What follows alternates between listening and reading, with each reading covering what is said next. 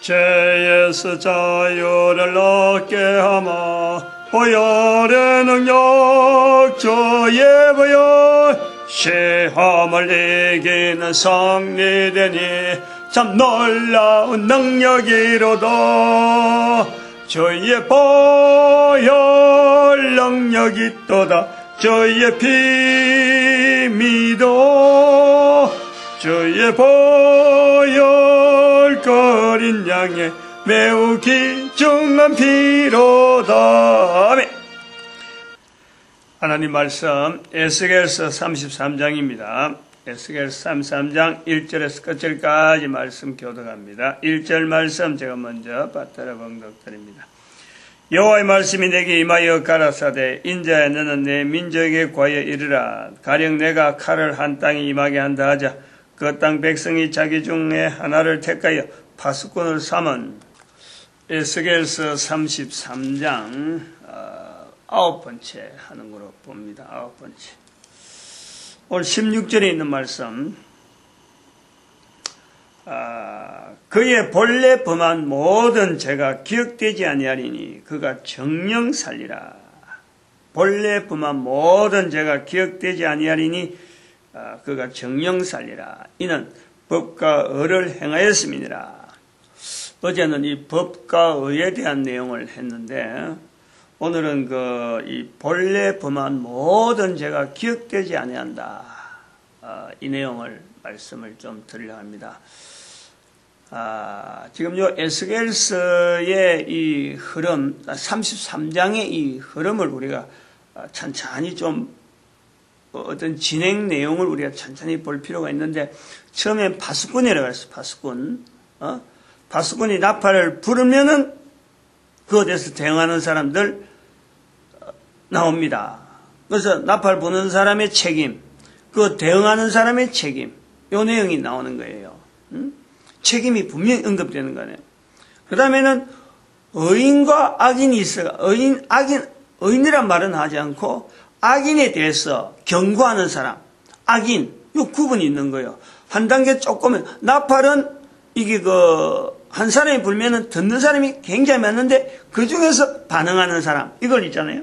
그 다음에는 악인은 여러 사람이 있고 또 지정한 사람이 여러 사람이 있는 중에 1대1의 어떤 이 개념이 좀 여러 사람이라는 것은 누군지 악인이 누구다 의인이 누구다 이런 구분이 없이 그냥 악인에 대한 내용에 대해서 악인의 행함을 듣고 경고하는 사람. 그래서 누구 불특정이에요. 불특정. 악인이 악을 할 수도 있는 기고 이 불특정이라. 근데 그 다음에 또 한 단계 넘어오면은 의인이 악인에 대해서 의인이 그래 네가 의인을 향해서 너가 악인을 향해서 너가 이렇게 딱 정해펴서 너, 나 이렇게 줄어든다는 거예요. 전체적으로 많은 사람에서부터 나팔, 그 다음에 악인의 경고, 그 다음에 의인과 악인의 구분되어지는 데서 너, 의인 너, 악인 너, 너가 그 지은 죄, 그가 그 지은 죄, 의인과 악인에 나서는 이 딱 이러한 대상 자체에 대해서요 아주 단 한 사람이라는 것을 이야기하는 거예요. 나팔을 불어도 그 중에 한 사람이 여기에서 반응을 하면은 그 사람이 사는 거예요. 악인에 대해서 여러 악인을 두고 한 사람이 설교하는 게 아니고 공포하는 것이 아니고 그 악인에게 한 사람에 가서 경고하는 한 사람. 즉 전체적으로 흐름이 많은 데서부터 계속해서 한 사람으로 1대1이라는 것으로 이렇게 줄어드는 거예요. 좁혀주는 걸 보는 거라면 깔때기가 있으면 깔때기 전체에서 보면 물이 흐르는데 물이 밑에는 자그마한 물이 졸졸졸 흐르는데 위에는 양이 많이 있단 말이에요. 많이 있는 데서 나오는 출구가 좁아지는 거예요. 이렇게 좁혀지는 내용으로서 이렇게 그 구조가 되어 있다. 33장의 내용이 여러한 내용 속에 요걸 가져가면서 이제 이 내용을 가지고 이스라엘 사람들에 대한 내용을 지금 이야기하고 있는 거예요. 이스라엘 사람들에 대한 내용을 또 한편으로는 비추고 있단 말이에요. 누가 에스겔을 통해서. 그런데 이렇게 비유하는 거를 이렇게 한 사람씩 오는 것을 이 구조를 이스라엘 백성들이 좋아하느냐 싫어한다는 거예요. 이 구조가 마땅치 않다는 거예요. 그래서 불공평하다라는 그 구조 자체에 대해서 이렇게 결국에는 전체에서 한 사람으로 오는 이 구조가 이스라엘 백성으로서는 이게 불편하다는 거예요. 이스라엘 백성은 그냥 전체를 보고 뭉뚱그려서 전체적으로 흘러가면서 전체에 대한 내용을 가지고 판단되어지기를 바란다는 거예요. 그래서 이게 불공평하다, 주의 길이 공평치 않다라고 하는 이 표현에서 지난번에는 다른 내용을 갖고 공평치 않다는 걸 갖고 표현했지만은 이번에는 이 하나의 줄여드는 요 개인의 그 하는 것을 통해서 내가 그의 행한 대로 심판하리라 하는 하나님의 섭리 이 말씀에 이스라엘 백성들이 불편한 거예요. 주의 길이 공평치 않다. 전체 이스라엘 갖고 대조하면은 팔레스타인이 있는 이 가나안 땅에 있는 이스라엘 백성이 절대 어느 나라하고 비교해도 이 나라가 멸망될 이유가 없는 거예요. 바벨론하고 비교하면 그런 거예요. 바벨론이나 어느 나라, 애굽이나 어느 나라로 비교해도 이스라엘 백성들이 이 가나안 땅에서 멸망당하리라 하는 이런 사례, 이런 어떤 환경은 있을 수가 없는 거예요. 요런데 하나님께서 지금 이스라엘의 멸망이라는 이 자체를 하나님은 한 사람 한 사람에 대해서 구체적으로 적용해서 한 사람 너가 잘못했지 않느냐, 너라고 하는 그 한 사람의 잘못을 내놔서 그것이 모여져서 결국엔 나라가 멸망할 수밖에 없는 환경이 왔다라는 거고, 여기 대해서 변명하는 이스라엘의 이 백성 입장에서는 33장에서 나타난 내용은 그래요. 24절에 나오잖아요. 지난번에도 말씀했는데 아브라함 한 사람으로 인해서 가나안 땅이 자기들에게 주어졌다라는 것이 이스라엘 백성들이 전체적으로 보는 이 가나안 땅에 대한 기대란 말이에요. 그래서 이 땅이 영원히 가는 것은 한 사람에 의해서 땅이 마련되어서 자기들이 누리는데 그 한 사람의 후손되어지는 수많은 사람이 이겨서 하나님의 이름으로 선행을 베풀고 수많은 걸음들이 있어 왔잖아요. 그 앞에 조상들이. 그렇기 때문에 이 땅은 틀림없이 멸망되지 않는다 하는 것이 이스라엘 백성들의 발전되어지는 생각이었던 거죠. 하나님께서 그 땅을 붙잡고 있다는 이 개념에 대해서 이스라엘 백성들이 자기 나름대로 이스라엘 사람들이 만드는 거예요. 그런데 그거를 하나님은 아니다, 개인이다 하고 역으로 에스겔을 통해서 지금 이야기하고 있는 거예요.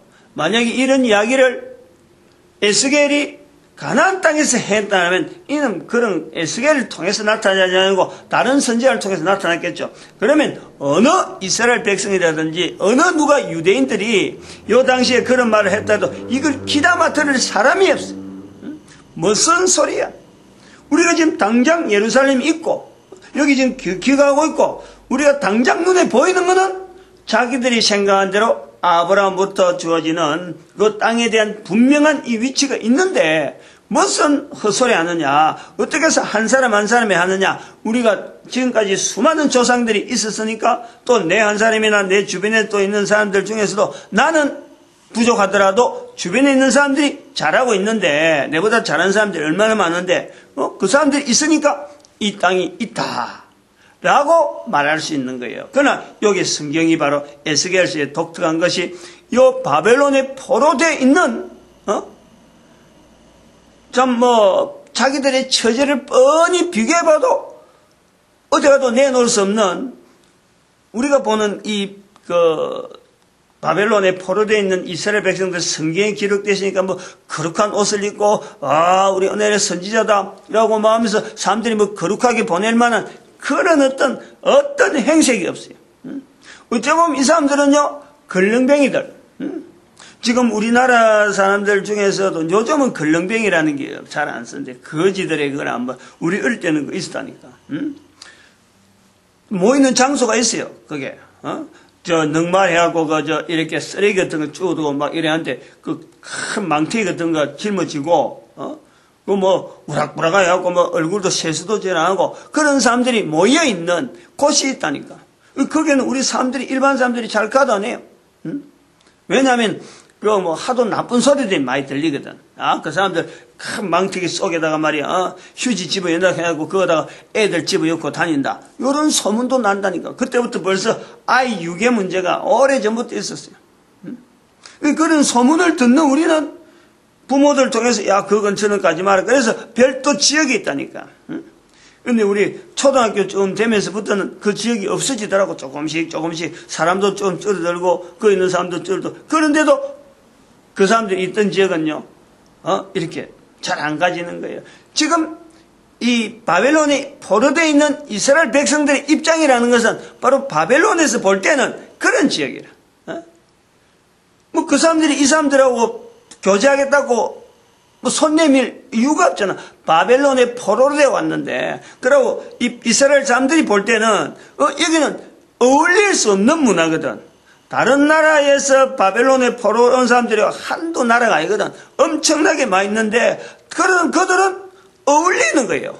아무런 어떤 이 차별하는 게 없는데, 근데 유대인들만 유독히 못 어울리는 거예요. 스스로 안 가는 거예요. 구별하는 거예요. 이게 뭐냐면 몸에 배 있으니까. 이스라엘이라는 곳에서 하나님을 신앙하는 자들로서 이래 볼 때는 바벨론 문화라는 것은 절대 이건 가까이 갈 수 없는, 정말 이거는 뭐 험악한 거예요. 그러니까 스스로 구별을 하는데, 다른 사람들이 볼 때 바벨론에 이미 동화되어지고 그 문화 속에서 익혀져 있는 사람이 볼 때 이스라엘 백성들은 이건 완전히 거렁뱅이지, 뭐 아무것도 뭐 먹고 살 것도 없으면서 저끼리 뭐 따로따로 모이고 안 어울리니까 누구 싫으면 나도 싫다 이래갖고 안 어울리는 거예요. 물과 기름처럼 지금 엉기지 않는 그런 구조로 지금 바벨론에 포로가 있다니까.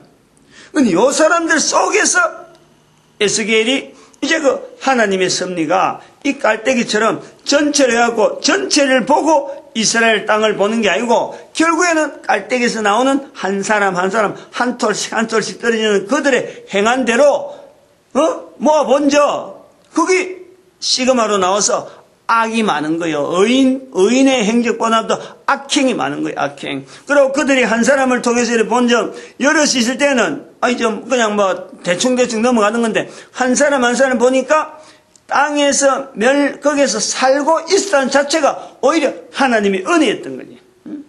그것이 바로 기적이었던 거예요. 무너질 수밖에 없는 한 사람은, 지금 에스겔에서 나왔던 지금까지 나온 내용을 보면은 예루살렘 멸망은 이미 알고 있었던 거예요. 그래서 왜 멸망된다는 것을 이미 두로가 나오기 전에, 26장 나오기 전에 벌써부터 설명이 나왔던 거예요.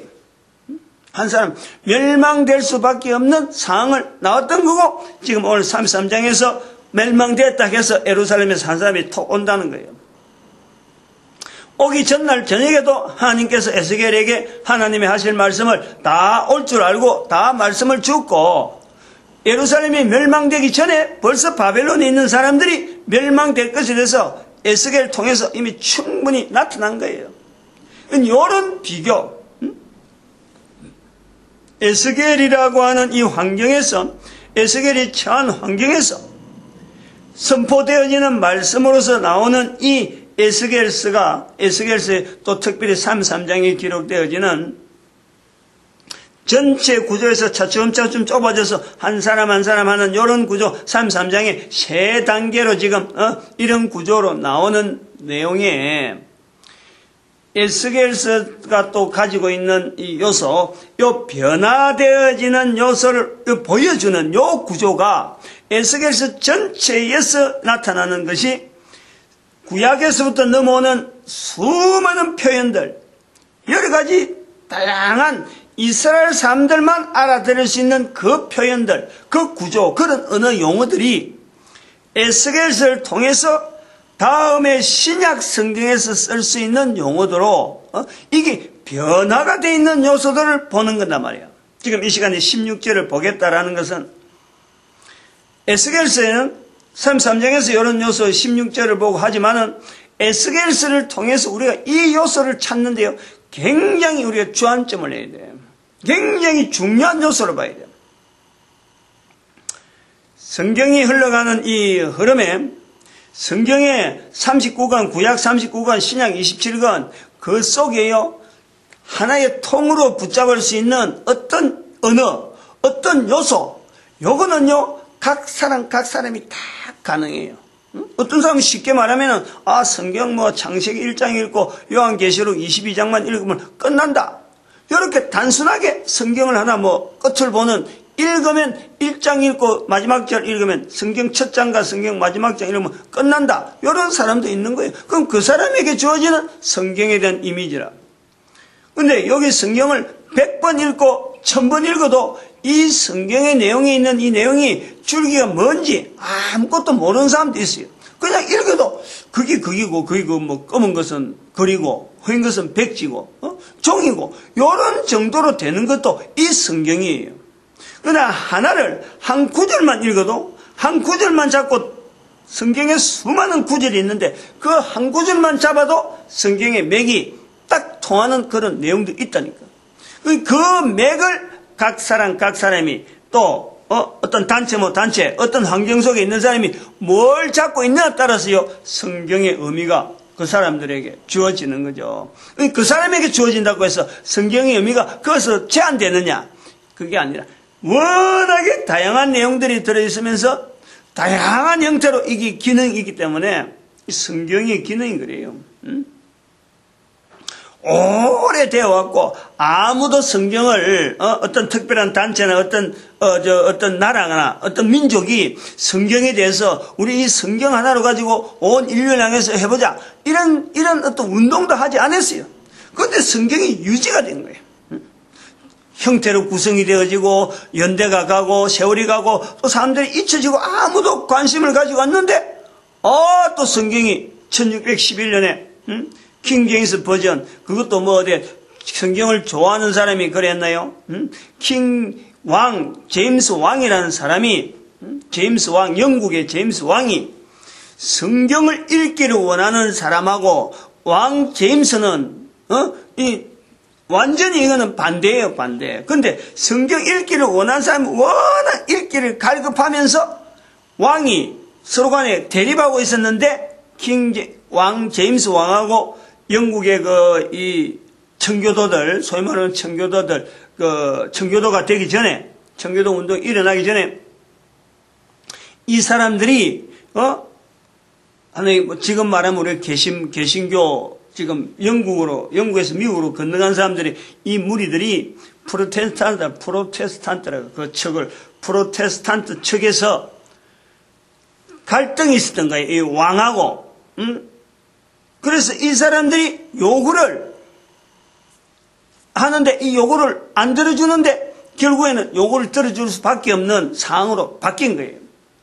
그 요구를 할 때 제일 먼저 요구한 것이 뭐냐니까 제일 먼저라고 하면 좀 못하지만 여러 가지 요구 중에서 꼭 관철시키는 내용이 뭐냐면 정치적인 문제였는데 그 정치적인 문제 중을 해결하면서 이걸 하나를 요구한 게 왕 제임스 왕한테 성경을 번역해달라. 영어로 된 성경을 읽을 수 있도록 번역해달라라는 것을 요구를 한 거예요. 그래서 번역에 돈이 어마어마하게 들어가고 사람이 엄청나게 들어가고 영어를 가지고 하려고 하니까 너무 벅찬 일인데도 불구하고 이게 약속인 게 아니니까 이걸 지킨 거예요. 왕 제임스가. 악한 왕이었는데 왕의 이름으로 성경을 불러줄 정도로 어마어마하게 이것이요. 성경의 번역이 영어로 된 성경 번역한테 공을 엄청나게 들인 거지. 그래갖고 영어 성경이 나옴으로 해서 영어 자체가 발달해갖고 영어가 지금 전 세계 언어로 지금 이렇게 다른 사람이 익혀서 들었고 그 영어 배워서 익히면 쓸 수 있다. 이런 구조로 만들어진 언어가 되었죠. 그때부터 성경이 지금 오늘 우리처럼 우리에게까지 전달되는 이 영어 성경을 알리고 성경을 읽고 성경을 깨닫고 하는 이런 어떤 그 분위기가 형성되어진 거예요. 특히 근데 그 당시에 또 우리나라의 특별한 상황은 우리가 일제강점기에 있단 말이에요. 일제강점기에 있다가 1884년 강점기에 있다가 1894년에 한글을 통해서 이게 국가 공식 언어로 일본에서 강제적으로 한글을 쓰도록 강요를 하는 거예요. 그런데 그 전에 이미 우리는 성경을, 한글로 된 성경을 가지고 있었는데 이걸 공식 언어라니까 성경을 알고 있는 일반 성도들이, 조그만 이 성도들이 성경, 한글을 깨우치는 일에 이 성경이 교재가, 한글 성경으로 교재가 되어지는 거예요. 한글 성경이 교재가 된, 그래서 쪽복음이 우리는 굉장히 발달해서 오래전부터. 미국에서부터 쪽복음이 나왔는데 그 쪽복음과 더불어서 우리는 한글을 보급시키는 측면에서 한글 성경을 미리 갖고 있으라니까. 이걸 성경을 읽고 한글을 깨우친 사람이 교회에 제일 많이 있을 수밖에 없는 거예요. 구조가, 전체적인 구조가. 그래서 일제강점기 때 한글을 보급하는 이런 데 성경이 들어가면서 교재가 없어서니까 그때는 뭐 국어책이 있었나요? 뭐 산수책이 있었나? 아무 교재가 없는데 한글을 보급해야 되니까 교회가 가지고 있던 이 성경을 가지고 한글을 깨우치는데 썼단 말이에요. 그런데 나중에 일제강점기를 지나오면서 일본 사람들이 볼 때에 이 교회가 있음으로 해서 자기들의 통치하는데 방해가 되니까 교회를 탄압하는 거예요.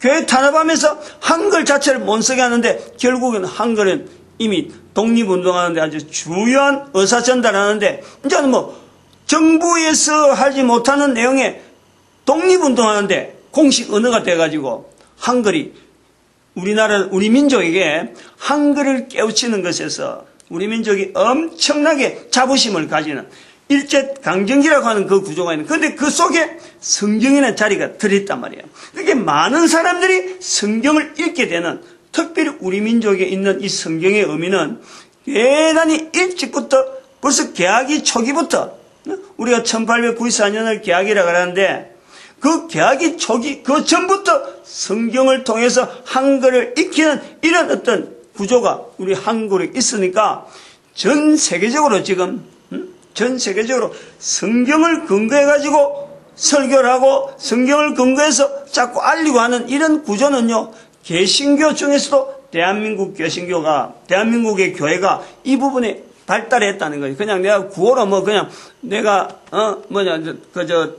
페인팅 하기 위해서 말하는 게 아니고, 이런 역사적인 과정이 있다는 거예요. 이런 것처럼 지금 여기 에스겔서에 나오는 이 내용을 잠깐 이야기하는 이유가, 계속해서 말하는 이 이유는 구약에 있는 엄청난 내용이 깔때기처럼 이렇게 쭉 좁혀서 한 톨 한 톨 떨어지면서 이 내용이 지금 어느 위치인지는 모르지만은 이 전체적인 성경의, 구약의 성경의 전체적인 이 부분에 분명히 에스겔을 통해서 신약에 있는 이런 여러 다양한 표현이 나오는 이런 신약 성경하고 구약 성경하고 그 언어가 벌써 달라질 수 있는데, 거기에서 달라지는 언어지만은 구약에 있는 이 전체적인 내용이 깔때기를 통해서 한 톨 한 톨 언어로 바꿔지는 과정에 에스겔이 분명히 기여를 하고 있다는 거예요. 에스겔을 통해서. 그건 뭐냐니까 이 바벨론의 포로로가 있으니까 바벨론 문화에 대한 이 과정 속에서 바로 선지자를 일을 하니까 하나님의 말씀이라고 하는 이 말씀을 에스겔이 받으면서 이 말씀 자체가 그냥 허공을 흐르는 그냥 아무런 누가 대상도 없고 뭐 들어야 될 사람도 없는 그런 것이 아니고, 요 당시에 나오는 선지자의 말은 대상 자체가 이스라엘 백성을 대상을 하는데, 그 대상을 하던데 바로 문화 자체가 지금 살아가고 있는 삶의 환경의 문화가 바벨론 문화 속에서 살아가고 있으니까 그들이 듣고 그들에게서 보고 그들이 통용되어지는 언어가 자연히 여기 있는 사람들한테 나타날 수밖에 없는 거예요. 아무리 벽을 하고 아무리 해도 여기서 문화라고 하는 이 과정에서 벌써 첫 번째 포로가 아니고 두 번째 포로고, 첫 번째 포로 중에서 다니엘이라고 하는 이 또 한 사람은 왕궁에서 지금 막 나름대로 막 분위기를 지금 일으키고 있잖아. 여러 가지 이 바벨론 문화 속에서 왕궁 안에서 지금 휘젓고 있다니까.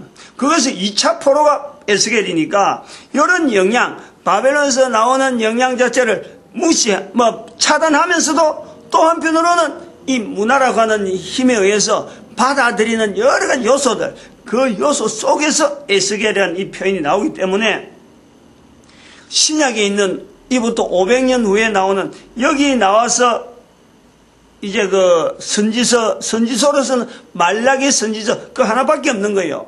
에스겔 선지서 다음에 시대적으로 다음 대에서 나오는 신약 오기 전에는 바로 말라기서밖에 없어요. 그 전에 있는 내용은 또 그 중간에 있는 거는 에스라서나 느헤미야서나 에스더서가 있는데 이거는 선지서가 아니라 이건 어떤 여러 가지 일상에서 나오는, 역시 다니엘도 마찬가지만은 다음에 나오는 다니엘서도 이게 선지서라고, 다니엘을 선지서라고 불러주는 그 환경은 있더라도 이거는 엄밀하게 보면은 이게 어떤 선지라고 하는 이런 구조, 나중에 그 다니엘서 후반부에서 이 꿈에 대한 내용이 나오니까 선지서라고 하는 구조 속에 들어가는데, 이건 땡기려고 하면 에스더서나 느헤미야나 에스라서 안에 들어간 역사서 비슷하게 들어가는 거예요. 그것도 일상생에 일어나는 내용에 들어가는. 근데 그 선지서는 나중에 예언서 비슷하게 일부분 있으니까 그거를 치중해서 선지서에 포함을 시킨 거지. 이런 구조를 볼 때 에스겔서가 하는 이 내용이요, 대단히 의미가 있다, 여기. 근데 그런 과정에서 지금 여기 16절에 있는 이런 표현, 이 내용의 의미가 이스라엘 백성들이 받아들이기에 불공평하다 하는 이 요소를 우리가 같이 염두에 두면은, 전체로 보면은 절대로 멸망되지 않는 이스라엘 백성인데, 깔때기를 통해서 한 사람 한 사람을 통해서 전체를 또 비춰보니까 이거는 멸망될 수밖에 없는 땅이 되었는 이스라엘 땅. 그러니까 하나님 앞에서 이스라엘 백성들이 불평한다 하는 구조로 이제 설명을 했는데, 또 다른 한편으로 보면은 이스라엘 백성들의 의식, 죄와 벌, 안 그러면 지금 살고 죽는 거는 우리가 어제 시간에 분명히 했고 모든 사람이 다 통용되는데, 사람들이 알고 있는 이 죄라는 개념, 그리고 이 죄를 통해서 의인이다 악인이다 하는 이 개념 자체는 구약의 에스겔서가 오기 전에 이스라엘 백성들의 그 구조는 어떤 구조였느냐 하면은, 제사라고 하는 아주 사회 전체가 가지고 있는 아주 간단한 제도, 제사장이 있고 제물 들고 가고 모든 백성들이 다 참 하나님 앞에서 죄를 용서받을 수 있다는, 죄라는 개념 자체가 용서받을 수 있다. 죄를 아무리 지어도 제물 들고 가서 하나님 앞에 제물로 제사해 버리면은 전체가 다 내 죄가 저 짐승에게 내 죄가 도말된다, 없어진다. 이 개념이요 이스라엘 백성에게 쌓여 있는 거예요. 쌓여 있는 거예요. 죄라는 개념 자체는 이미 형성되어 있고, 죄라는 개념이 아브라함 시대부터 된 게 아니고 제사 제도를 통해서 죄의 개념이 이스라엘 백성들에게 문화 속에, 죄라고 하는 언어 속에서 이 형성되어 있는데, 죄는 뭐냐면은 이게 재물을 통해서 용서받는 것이 죄다. 죄는 분명한 허물이지만은, 죄는 분명히 잘못된 거지만은 재물을 통해서 용서받는다라는 것에서 이스라엘 백성들이 에스겔 오기 전에, 에스겔서가 되기 전에 요 내용이 아주 완전히 굳어져 있는 거지. 완전히 굳어져 있는 거예요. 근데 요것을 지금 여기 에스겔서가 나오는 이 표현에 보면은 깔때기 나팔 듣고 조치하면은 그가 뭔가 혜택을 본다. 근데 악인에게 대해서 경고하면은 그 악인의 경고를 들으면은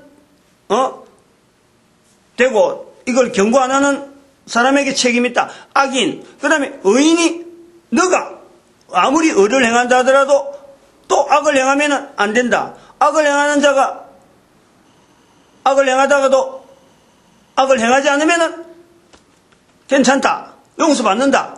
이런 구조는 이스라엘 백성들에게는 가나안 땅에 있을 때는 이거는 어림도 없는 거예요. 이런 구조가 안 나오는 거지. 이런 생각 자체가, 발상이나 말 자체가 안 나오는 거예요. 그런데 에스겔서는 나왔다는 거예요. 요걸 이야기하려는 거예요. 요 내용이 지금 바벨론의 포로로 가 있는 에스겔이 아니면은 이 내용은 어림도 없어요. 이런 내용이 바벨론에 가 있는 에스겔이니까 나타낼 수 있지. 다른 환경에서는 절대 나올 수 없는 표현이라. 절대라고 할 정도라니까. 절대라고. 팔레스타인에 있는 이스라엘 백성들에게 죄라는 개념은 하나가 분명히 훈련되어지고 받아들이는 내용은 분명히 있죠. 그런데 이것이 죄가 용서된다는 것에서 가능성이 있다라는 것은 바로 제사 제도를 통해서 이게 받아들인 거예요. 그런데 악인이라고 하는 사람이 그 악인이 제사도 안 지냈는데 의인으로 인정된다. 이런 구조는요, 이게 있을 수가 없는 거예요. 그런데 그것이 바벨론에 가 있는 에스겔을 통해서 나타날 때는 여기는 제사도 없잖아. 이건 제사도 없는 환경이에요. 제사를 이스라엘 백성들이 여기서 바벨론에서 제사 드릴 수 있나요?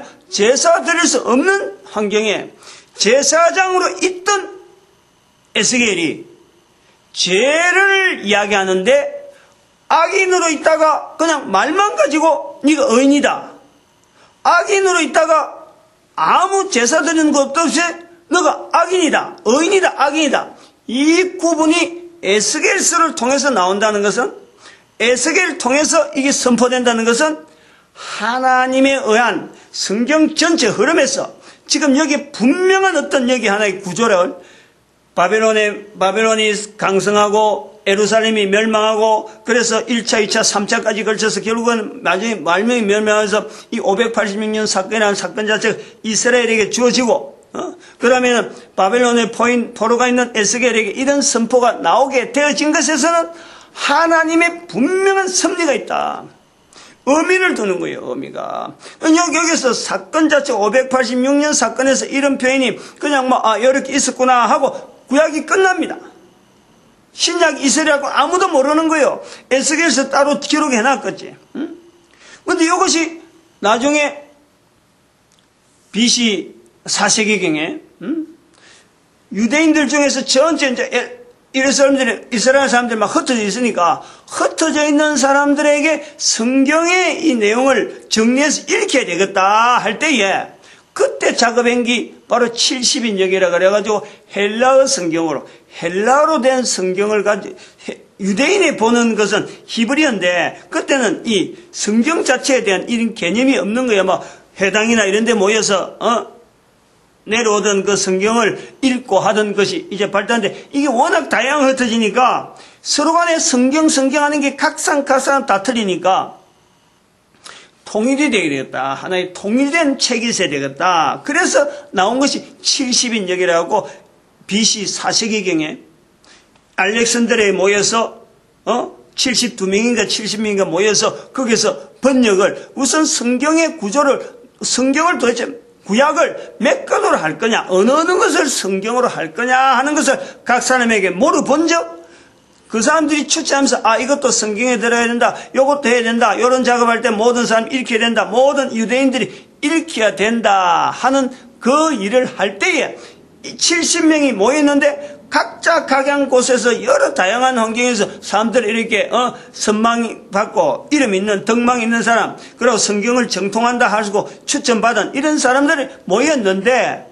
그 사람들이 모여서 자기들이 개인이 일단 자기 의견으로 어떤 내용이 성경이 되어야 된다고 책 제목을 이렇게 쭉 적어놨는데 그 책 제목이 구약의 39권에 이렇게 모아지더라 이거지. 완전한 일치가 있었는지 아닌지 모르지만 자기들의 말은 전해지는 말은 완전히 일치 나왔다. 그래서 39권으로 정리를 했다라고 말을 하는 거예요. 자기들이 말하는 거는. 39권에서는 완전 일치받고 그 다음에 또 외경이 있고 또 있어요. 또 여러 가지 있는데 그래서 완전한 일치로 반 그 39권에 대한 걸 우리는 신약에 있는 우리는 나중에 또 성경이 또 신약 자체가 만들어질 때는 또 다른 거예요. 그 397년이라는 이 세월이 또 지나가는 거예요. BC 4세기경, AD 4세기경 한 800년 동안에 이 성경이 작업이요 만들어지는 거예요.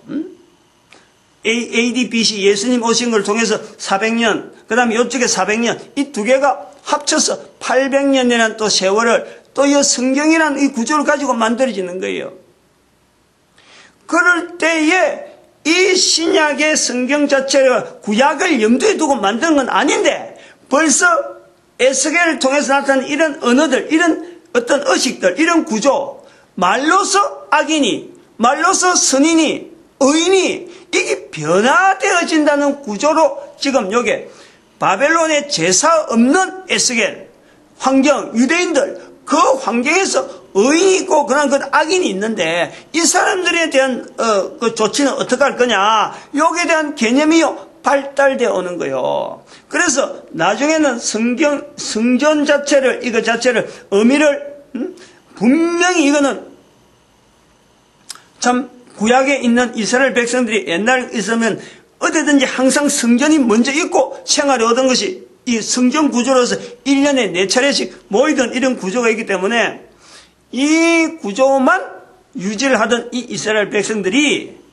이런 그 에스겔을 통해서 성전이 없는 곳에서 생활해보던 이 환경, 바벨론 자체도 분명한 의미가 있고 여기 갔던 자기들의 그 어떤 고통 생활한 것에 의미가 있는데 거기에서 나왔던 이런 언어들이 이스라엘 백성들에게 유통이 되는 거예요. 성전이 없어도 가능하구나. 제사가 없어도 가능하다. 의인이 악인이 되고 악인이 의인 되어질 수 있는 이런 과정은 꼭 제사 드리는 것이 없어도 가능하다 하는 것이 받아들여지는 세월이요. 거기서 나오는 것이 회당제도란 말이에요. 회당제도. 시나고게를 가는 신약 성경에 이 시나고게 회당에 가서 예수님께서 회당 가고 바울도 회당 가고 회당제도라는 것이 성전이 없어도 가능하다 하는 요 내용이 바로 여기 에스겔에서 나오는 33장에 나오는 16절에 그의 본래 범한 모든 죄가 기억되지 아니하리니 이 언어가 선포가 된다는 거지. 이 언어가 제사라고 하는 것이 과정이 없으면 절대 나올 수 없는 이런 언어가 선지자를 통해서 바벨론에 포로되어 있는 선지자를 통해서 이 말이 나온다는 거예요. 이 한마디, 이 한 절을 알리기 위해서 이렇게 애쓰는 이 내용이요. 이것이 제 혼자서 이랬느냐. 이러한 발전이 이게 어마어마한 발전이에요. 우리가 1517년 종교개혁 이거는요 아무것도 아니에요. 이거는 여기 비하면 아무것도 아니라는 거예요. 또 그것보다 요거보다 더 한 단계 더 지나가면 예수님이 오시고 난 뒤에 바로 예수님께서 십자가에서 돌아가신 그 모든 내용들이 오늘 우리에게는 예수님이 돌아가셨으니까 예수님을 믿었으므로 내 죄가 용서받을 수 있다는 요 개연성이 들어간다니까. 요 가능성이 들어간단 말이에요. 즉 말하면 제사 드려야만이, 제물 드려야만이 허물로 해서 죄가 용서되는 거, 요 내용이 아니고 본래 행한 모든 죄가 용서받을 수 있는 또 다른 구조로서 예수님의 십자가에 대한 의미를요 우리가 받아들이고 이 의미를 전달하는 이 내용이 오늘 우리는 지금 이 구조 속에 있다는 거예요. 16장의 이 16절의 이 내용이 우리가 구약에 있는 여러 가지, 그렇다고 해서 구약에 있는 그럼 제사제도가 그럼 실패했느냐? 그게 나쁜 거냐? 그거 안 해야 되느냐? 여기에 대해서 분명한 거야. 깔때기라는 걸 분명히 했잖아요. 앞에 뭔가 있었으니까 밑에가 있지. 앞에 없는데 밑에가 있을 수가 있나요? 깔때기라는 구조 속에 이거 하나하나 찬찬히 이걸 살펴보는 부분이 있지만 앞에 자체가 이것 자체가 역사나 전통이나 그 뭐 행하던 것이 없는데 밑에 게 나올 수 있나요? 어림도 없어요. 이 제물제도, 이 제도 자체를 유지하려고 이스라엘 백성들이 팔레스타인에서 가나안 땅에서 행했던 그 수많은 일은요 절대 이거요 무의미한 게 아니에요. 다시 말하면 이런 깔때기가 있어야 될 요소는 왜 이래 와야 되느냐? 바벨론이라는 요것의 구원, 옆에 있는 이 바벨론을 구원시키려고 하는 하나의 장치지, 장치. 그들도 바라보게 만들고 바벨론에 가 있던 이 유대인들, 포로되어 있던 이들의 기능이 바벨론에 있는 이 문화 속에서 복음을 전하려고 하는 이런 재용서가 선포되어지는 그 내용이 전할 수 있는 데서 제사를 안 해도 가능성을 두고 있는 내용이 된단 말이에요. 요걸 우리가 받아들이는 거예요. 구약에 있는 이 이스라엘 백성들의 이 수천 년에 걸쳐서 고생했던 그 의미를 우리가 묵살시키는 게 아니고 그게 있었으니까 이렇게 다른 민족에게 복음을 전할 수 있는 가능성이 지금 바벨론 포로가 있는 이 사람들에게 주어져 있을 수 있다는 시각으로 우리가 보는 거란 말이에요. 뭐냐면 결국은 재용서니까. 제사들에서 재용서하는 것은 이스라엘 백성들에게 제한돼서 훈련받았다. 죄에 대한 개념, 용서라는 개념이 훈련되었다. 근데 그것이 이제는 또 여기 있는 이스라엘 백성들을 통해서 바벨론 백성들에게 그들도 죄가 있어야 되고 죄가 있고 용서를 받아야 될 대상이니까 그들에게 죄, 용서를 선포할 수 있는 구조가 이 사람들이 있는 거예요. 이것을 몸으로 나타낸 사람이 바로 바울이란 말이에요. 바울. 이 성경에, 구약에 있는 이 큰 성경에 모든 사람이 다 죄가 있고 모든 사람이 다 용서받아야 될 대상으로서 사도 바울이 이걸 깨닫고 나는 그럼 이방인에게 간다 하고 선포하는 거예요. 이런 선포적인 이런 내용이 1517년에 있던 종교개혁 자체가 이것이 없었던 거지. 그래서 1517년 종교개혁은 우리가 보고 지금 뭐 종교개혁절하고 종교개혁 기념이라고 막 바라보고 있지만 거기에 나오는 웃소리만 갖고 지금 우리가 있지만 실질적으로 이 흐름에 대한 거 모든 사람이 다 용서받을 수 있다는 것에 대한 이 흐름 결국은 그것이 뭐냐니까 아까 성경 전체에 대한 어떤 중요한 요소 그 하나의 구절이면 구절을 찾을 수 있다고 하면 바로 그것이 디모데전서 2장 4절에 있는 하나님은 모든 사람이 구원받길 바란다는 거예요. 모든 사람이 진리에 이르길 바란다는 거 아니에요. 이 내용에 사도 바울이 얼마나 자기가 그냥 폼으로 구호만 외친 게 아니잖아요. 그거 하나 나타내기 위해서 그 자기가 알고 있는 그 표현 성경에 있는 이 전체적인 맥을 어떻게든지 자기 몸으로 삶으로 나타내기 위해서 보여준 것이 이방인에게 전도하는 이 바울의 모습이 있는 거예요. 우리가 그걸 찾아야 된다 이게 그걸 찾아야 돼. 시간이 많이 가고 지금 그랬는데 지금 요게 제가 그러면 요 정도 하고 사실은 그 지금 우리가 함부로 외치는 다른 사람들 향해서 막 저 사람 지옥 가야 된다. 저 사람 지옥 갈 사람이다. 저 사람 천국 갈 사람 말을 함부로 하고 있는데 요거 지금 안 하게 하려는 거예요. 요런 내용이 분명해야 어저께도 말씀드리지만 그 세월호 침몰 사건에 들어가는 그 한 사람 한 사람 지금 그런 사건 자체 사람이 많이 죽어가는 사람에 대한 그 의미 그들의 의미를 절대로요 우리가 무시하려고 하는 이게 무시하는 게 아니잖아요. 오히려 그 의미가 분명히 있다. 그 의미를 새기는 데에는 이 한 사람 한 사람 구원하기 위한 하나님의 놀라운 섭리 가운데 그런 의미를 부여해서 우리 민족이 바로 서려는데 앞으로 우리 후손들이 바로 서는데 이 세월호 참사 사건을 분명히 하나 기억되어지기 위한 하나의 사건으로 하나님께서 우리에게 지금 중국으로 보면요. 이들에 대한 이 위치가 그것을 참 실종된 이 사람들에 대해서 우리는 앞으로 우리 후손들로서요 참 귀한 죽음으로 고귀한 죽음으로 대대로 후손들이 그 세월호 참사를 통해서 다시는 그런 일이 되어지지 않는 사회구조 다시는 그런 일이 일어나지 않는 우리 의식 속에 있는 생명을 한 사람의 생명이 얼마나 귀한지 하나님께서 이스라엘 백성이라는 한 백성을 그 세월을 보냈던 제사제도 이거 자체를 무시하지 않는 것처럼 그리고 거기서 발전돼서 지금 여기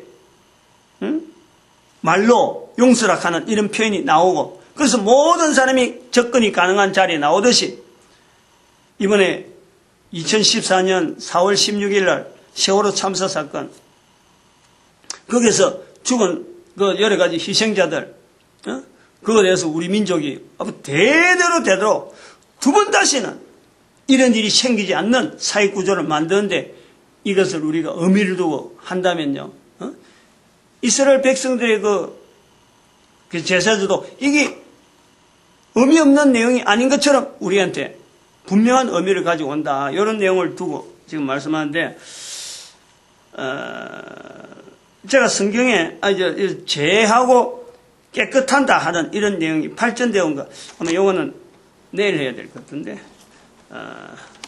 내일은 바로 요 부분은 바로 들어갔으면 좋겠는데, 이 성경의 죄와 깨끗에 검색한 이 성경, 그 다음에